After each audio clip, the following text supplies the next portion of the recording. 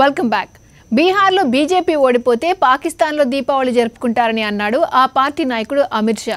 అక్కడ బీజేపీ ఓడిపోతే పాకిస్తాన్లో కాదు ఏపీలోనే దీపావళి జరుపుకుంటారు అని అంటున్నారు కాంగ్రెస్ నాయకుడు రఘువీరారెడ్డి. బీహార్లో మోదీ ఖచ్చితంగా ఓడిపోతాడని జోస్యం చెప్పారు. వరంగల్లో కూడా కేసీఆర్ ఓడిపోతాడని మరో జోస్యం చెప్పారు. బీహార్లో మోడీ ఓడిపోవాలని ముక్కోటి దేవతలకు మొక్కుకుంటున్నారు ఏపీ కాంగ్రెస్ నాయకుడు రఘువీరారెడ్డి గారు. అలాగే వరంగల్లో టీఆర్ఎస్ కూడా ఓడిపోవాలని మొక్కుకుంటున్నారు. ఏంటి రఘువీరారెడ్డి గారు, నమస్కారం సారా. ఏంటి మ్యాటర్? బీహార్లో 100కి 100 పాళ్ళు బీజేపీ ఓడిపోతా ఉంది. బీహార్లో బీజేపీ ఓడిపోతుందా? ఏ జోస్యం చెప్తున్నారా? సరే, మీ మాట నిజం అనుకున్నారండి. మరి అక్కడ కాంగ్రెస్ పోటీ చేసిన అన్ని స్థానాల్లోనూ కాంగ్రెస్ గెలుతావా? సో మోడీ ఓడిపోవాలి అని 5 కోట్ల మంది కూడా గట్టిగా ఆకాంక్షిస్తా ఉన్నాం మేము. మరి అయితే ఆ 5 కోట్ల మంది ఎవరు గెలవాలని కోరుకుంటున్నారా? కాంపతీస్ కాంగ్రెస్ పార్టీ గెలవాలని కోరుకుంటున్నారా ఏంటి? బీహార్లో ఓడిపోవాలి వాళ్ళు ఓడిపోవాలని మేము కూడా ఉడతా భక్తిగా మా వంతు ప్రయత్నం కూడా చేసినాం ఆంధ్రప్రదేశ్ కాంగ్రెస్ కమిటీ. ఏంటే మాట్లాడితే బీజేపీ ఓడిపోవాలి మోడీ ఓడిపోవాలి అంటున్నారు, కానీ మేము గెలుస్తామని చెప్పట్లేదు ఏంటండి? ఏంటే మోడీని ఓడించడానికి ఉడతా భక్తిగా ప్రచారం చేస్తున్నారు, కానీ మీ పార్టీని గెలిపించడానికి ఆ ఉడతా భక్తిగానో మిడతా భక్తిగానో ఏం చేస్తున్నారు తమరా? మోడీ గారు ప్రజల్ని ప్రజలుగా చూడు, ఓటర్లుగా మాత్రమే చూస్తాడు. అతను ఎన్నికల ముందే అతనికి ప్రేమ వాత్సల్యాలు ఎక్కువ, ఎన్నికలు అయితేనే వదిలేస్తాడు. రాజకీయ నాయకులు అలాగే చూస్తారు సారా. ఎన్నికలు అయ్యే వరకు వాడ మల్లన్న, ఎన్నికలు అయ్యాక బోడి మల్లన్న, అందరూ ఇదే ఫార్ములా. అమిత్ షా గారు ఓ మాట అన్నారు, బీహార్లో బీజేపీ ఓడిపోతే పాకిస్తాన్లో బాణాసంచాలు కారుస్తారు అని. పాకిస్తాన్లో బాణాసంచాలు కాల్స్తారో లేదో మాకు తెలియదు, కానీ ఆంధ్రప్రదేశ్లో మాత్రం 8వ తేదీ ఆ రోజు ఆంధ్రప్రదేశ్లో ఉన్నటువంటి 5 కోట్ల మంది కూడా సంబరాలు జరుపుకుంటారు, బాణాసంచాలు కాలుస్తారు. బోడిగుంటికి మోకాలకి లింకేడతారట్టు మీరు. బీహార్లో మోడీ ఓడిపోతే ఏపీలో పేదలు ఎందుకు సంబరాలు చేసుకుంటారు? బాణాసంచా ఎందుకు కాలుస్తారు? ఖచ్చితంగా ఆంధ్రప్రదేశ్లో ఉన్నటువంటి 5 కోట్ల మంది కూడా బాణాసంచాలు ఖచ్చితంగా పిలుస్తారు. దానిలో కాంగ్రెస్ పార్టీ కూడా భాగస్వాములు అవుతాం. 100కి 100 పాళ్ళు ఓడిపోతారు, ఓడిపోవాలి కూడా. ఏంటే మోడీ ఓడిపోవాలని అంతలా కలవరంటున్నారు కదా, మోడీ ఓటం కోసం ప్రత్యేకంగా వ్రతం ఏమన్నా చేస్తున్నారా? సరే, బీహార్ సంగతి అలా వదిలేండి.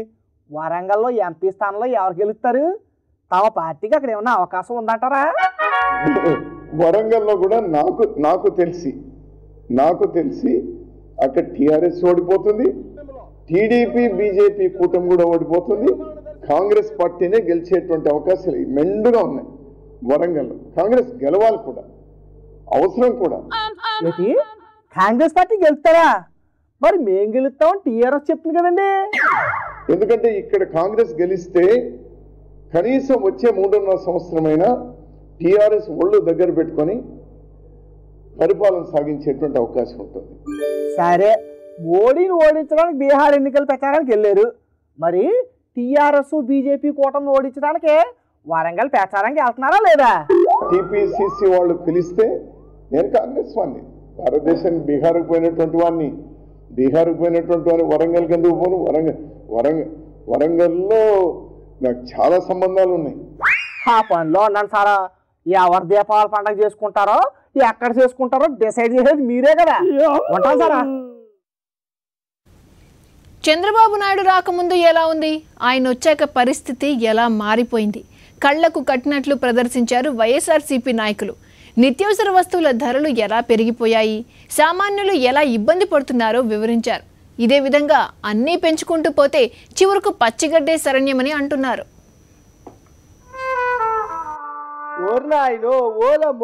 పప్పులు కొనుక్కుని వంట చేసుకునే రోజులు పోయారా నాయన?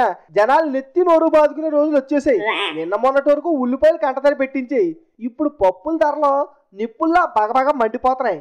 మేం గెలిస్తే ధరలు తగ్గిస్తాను ఓరెత్తిచ్చిన నాయకులు ఇప్పుడు ఆ మాట ఎత్తట్లేదు. ఎట్టా అయితే ఏం కొనాలి, ఏం తినాలని జనాలు బెంబేలెత్తిపోతున్నారు. అసలు పప్పుల ధరలు బాబు గారు రాకముందు ఎలాగున్నాయి, ఇప్పుడు ఎలాగున్నాయని కళ్ళకు కట్టినట్టు వివరంగా చూపించారు వైఎస్ఆర్సీపీ నాయకులు. అటు చూడండి, మినప్పప్పు బాబు గారు రాకముందు 60 రూపాయలు, ఆయన వచ్చాక 160 రూపాయలు. పెసరపప్పు ఆయన రాకముందు 90 రూపాయలు, ఆయన వచ్చాక 130 రూపాయలు. పంచదార ఆయన రాకముందు 28 రూపాయలు, ఇప్పుడు 32 రూపాయలు. ఎండుమిర్చి అప్పుడు 85 రూపాయలు, ఇప్పుడు 140 రూపాయలు అని అన్ని సరుకులు తీసుకొచ్చి ఒక ఎగ్జిబిషన్ పెట్టేశారు.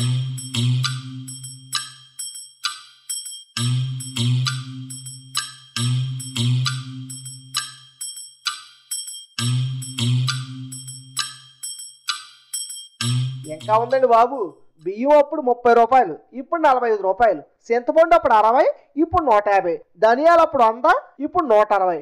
కందిపప్పు అప్పుడు 80, ఇప్పుడు 180 రూపాయలు ఉందంటూ టీడీపీ గవర్నమెంట్ పైన దుమ్మెత్తిపోయారు.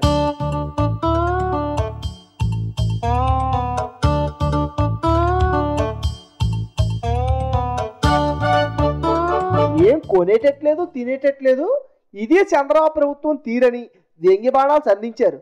బాబు వచ్చాక ఒక్కొక్కటిగా అన్ని ధరలు పెంచేసుకుంటూ వెళ్ళిపోయాడని మండిపడ్డారు ఆ పార్టీ నాయకులు. ఏ వస్తువు అయినా కానీ 4,000 నుంచి 5,000 రూపాయలు తెచ్చుకుని బ్రతికేటువంటి చిన్న చిన్న కుటుంబాలు 10,000 రూపాయలు ఖర్చు పెట్టాల్సి వస్తూ ఉంది. అంటే డబల్ అయిపోయినటువంటి పరిస్థితి ఉన్నా కానీ కూడా వీటన్నిటిపైన నియంత్రించాల్సిన బాధ్యత ఎవరిది? ప్రభుత్వంది, ముఖ్యమంత్రిది. కానీ ఈ ముఖ్యమంత్రి గారు చెవులకి సవకట్ల వినట్ల ఎన్నికల వాగ్దానంలో 1 రూపాయి కూడా పెంచనని చెప్పాడు. ఆర్టీసీ పెంచాడు, విద్యుత్ పెంచాడు, పెట్రోల్ పెంచుతున్నాడు, డీజిల్ పెంచుతున్నాడు, కూరగాయలు, ఉప్పు, పప్పు కాదేది అనర్హం ప్రతి వస్తువు పైన పెంచడం జరుగుతూ ఉంది. నిత్యావసర వస్తువుల ధరలు ఈ విధంగా పెరిగిపోతుంటే సామాన్యుడు బతకడం ఎట్టాగా అనేది వీళ్ళు క్వశ్చనింగ్. పరిస్థితి ఇలాగే ఉంటే పప్పులు వండుకోవడం మానేసి గడ్డితో సరిపెట్టుకోవాల్సిన రోజులు వచ్చేస్తాయని ఇదిగో ఇలా ప్రదర్శించి చూపించారు.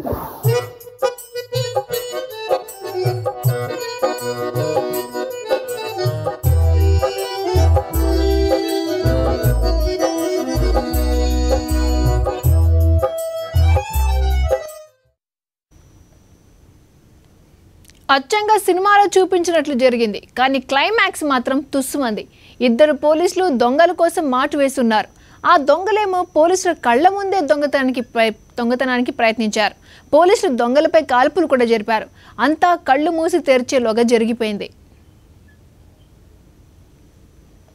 ఈ దొంగలు పాడుగాను యాడికెళ్ళి వస్తున్నారో ఏందో గాని రోడ్డు పొంట ఆడోళ్ళు నడుచుకుంటూ పోతుంటే బండి మీద వస్తున్నారు, గొలుసులు తెంపుకొని పారిపోతున్నారు. ఎవ్వరు గుర్తుపడకుండా మొఖాలకు హెల్మెట్లు పెట్టుకుంటున్నారు. నెంబర్ చూసి గుర్తుపడతారు కాబట్టి నెంబర్ లేని బండ్లు వేసుకొని వస్తున్నారు. గిసొంటి గొలుసు దొంగలను పట్టుకునేందుకు హైదరాబాద్ పోలీసులు కొంతమంది పోలీసులకు స్పెషల్ ట్రైనింగ్ ఇచ్చిరు. బండ్ల మీద స్పీడ్గా ఎట్లా పోవాలి, బండి మీద వారిపోతున్న గొలుసు దొంగలను ఎట్లా అటకాయించాలనే దాంట్లో ట్రైనింగ్ ఇచ్చిరు. ఎవరన్నా గొలుసు దొంగలు మర్రవాడి అటాక్ చేస్తే కాల్చేతందుకు తుపాకులు కూడా ఇచ్చిరు. అయితే మొన్న హైదరాబాద్ ఆటోనగర్లో ఏమైందో ఎరికేనా? ట్రైనింగ్ తీసుకున్న 2 పోలీసులు రోడ్డు మీద నిలబడి ఎవరన్నా గొలుసు దొంగలు అవుపిస్తారేమో అన్నట్టు చూస్తున్నారు. ఒక ఆడామె ఆడికెళ్ళి నడుచుకుంటూ పోతున్నది. ఒక పోలీసుగా ఆడామెతోని ఏదో మాట్లాడుతున్నాడు. ఇంతల్నే 2 దొంగలు నంబర్ లేని ఒక బండి మీద వచ్చి గా ఆడామె మెడల్ నుంచి గొలుసు తెంపేందుకు కోషిష్ చేసిరు. అందుకోసమే చూస్తున్నట్టు అక్కడనే ఉన్న 2 పోలీసులు గా దొంగలను పట్టుకునే దానికి ఊరుకొచ్చిరు. కానీ ఆ దొంగలు ఆగకుండా బండి మీద తప్పించుకొని పోయిరు. అంతల్నే ఒక కానిస్టేబుల్ జేబులకెళ్ళి తుపాకి తీసి పటపటమని గా దొంగలను కాల్చిండు. కానీ గాళ్ళకొక్క గుండు కూడా దిగలే. ఇంకా నయం, అదృష్టం మంచిగున్నది కాబట్టి రోడ్డు మీద ఉన్న వాళ్ళకు గుండు దిగలే. ఇక ఆ తర్వాత ఏమైంది, గా పోలీసులు దొంగలను ఎంబడించేందుకు బండి దగ్గర కురికి దాన్ని స్టార్ట్ చేసిరు. కానీ గది ఎంబడే స్టార్ట్ కాలేదట. ఇదంతా అక్కడ ఒక సీసీటీవీ కెమెరాలో రికార్డ్ అయింది. కానీ చూడుర్రి, పోయి పోలీసులు ఉన్న దగ్గరనే గాళ్ళ ముందే గా దొంగలు తెగవాడుడైంది. అంత దగ్గర నుంచి కాల్చినా కూడా గా దొంగలకు ఏం కాకపోయింది. అంత గమ్మతున్నది కదా. అసలు గా తుపాకులు ఒరిజినలా, దీపావళి తుపాకులా అని డౌట్ వస్తున్నది చూసేటోళ్లకు. అయితమైతి గా పోలీసులు దొంగలను పట్టుకునేందుకు బాగానే ఊరుకొచ్చిరు. కానీ కండిషన్లు ఉన్న తుపాకులు బండ్లిస్తే మంచిగుంటది అని అంటున్నారు పబ్లిక్.